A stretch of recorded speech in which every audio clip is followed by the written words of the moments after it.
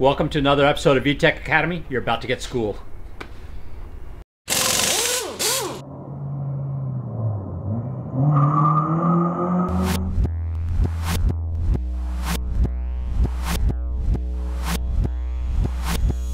All right, this is part 4 of Project Car Palooza. We have, I'm just going to kind of review what we've done over the car. We obviously have tried all our motors in. We've decided that we're going to put a D16 A1 87 Integra motor in the car, maybe an 88 Integra motor in it. We've got a couple motors we're going to put together, see if any of them run, and jam them in the car. I think the mounts are going to work best with that particular car. Now, what I thought I would like to do here is kind of introduce everybody that's been helping with the project so far. Let's start off over here. This is Robert. We also call him Hair Force One. Hair Force One. You know, my name is Robert with Hush Performance, and the #1 question I get asked the most is, how do I get my hair like this? But it's actually my pleasure to work at the VTEC Academy, so thank you for having me, Brian. Oh, my pleasure. Absolutely. And then we have Roy, the boy toy. Women dig him for some reason, not really sure why. Roy, how many times have you been married? Twice. Twice? Well, they dig him until they catch him, and then they throw him back. But anyway, Roy, tell us something about yourself. Well, I'm Roy. I work here at Hotsport. I'm a welder and help Brian out fabricating all the parts, and then I'm here helping out this project because I actually own a second gen myself. So, you know, here I am, and we'll see what this brings us. All right, next here we have Brandon, Honest Abe. Kind of a compact version of Lincoln. Tell us a little bit about yourself. My name's Brandon. I've been working at Hondas for like forever and a day. I've been trying to get Brian to buy me free tacos for years, but that just hasn't really worked out yet. So Next time. Next time. We'll see. I've heard that last time, so we'll hear. Maybe next time. Did I say that? Yeah. Okay, last but not least, we have the intern. Thank you. I'm Carter, son of Brian. I work for Hotsport too. I'm a machinist here. My role in this project is to tell him no when he gets a little too carried away, like when we're about to put a V6 in this. Can't happen. Needs something more simple, a little more period correct. So I'm just the no guy. Keep him reined in.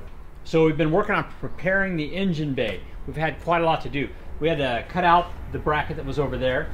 It left a big gaping hole. We then filled it in with sheet metal.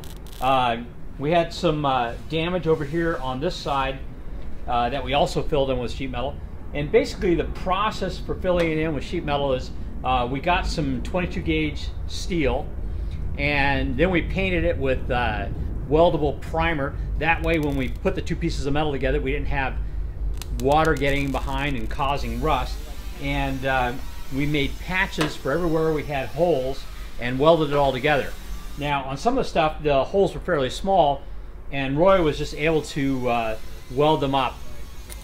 We then went back in and ground it all down and have made it fairly flush, although I think we're going to have to go in with body putty now and fill in the little divots and stuff like that and kind of finish it so it looks nice, so that when we paint it, it looks nice and smooth. All right, guys, I got a little quick tip for you. We've been doing a lot of grinding and having to switch out the wheels and stuff like this. If you have got a grinder and that seems to be stuck in there, give it a quick tap, usually comes right out. Sometimes this little ferrule gets stuck if it has a lot of grit in it. So a couple taps, that usually loosens it right up, and you can change it out for whatever you need to change it for. You know, one of the things I've noticed about this car is, have you guys looked at this frame rail over here? It's nice. Have you seen how pitted it is? Yep. What are we gonna do about that? I mean, I'm looking at it thinking to myself, I know they have primer that you can use to build up the surface, but I'm not sure how easy that would be to sand. What do you guys think? How are we gonna fix this? Extra coat of paint. Extra coat of paint. I'm thinking actually Bondo. Bondo? Thin coat of Bondo, a layer of Bondo, sanding it to smooth, and then once you paint it, prime it, paint it, you're not going to notice it. You can actually go on this side and do these little divots here. Fill in the holes? Yeah, fill in the holes here, and then anything else you want to do to it. And I think it'll clean up really nice once it's getting, you know, once it's painted and everything. Yeah. if I work on the engine mounts, get the engine mounted in, can you and maybe the rest of the crew work on stripping out the interior and getting it ready? Yeah. All right, cool.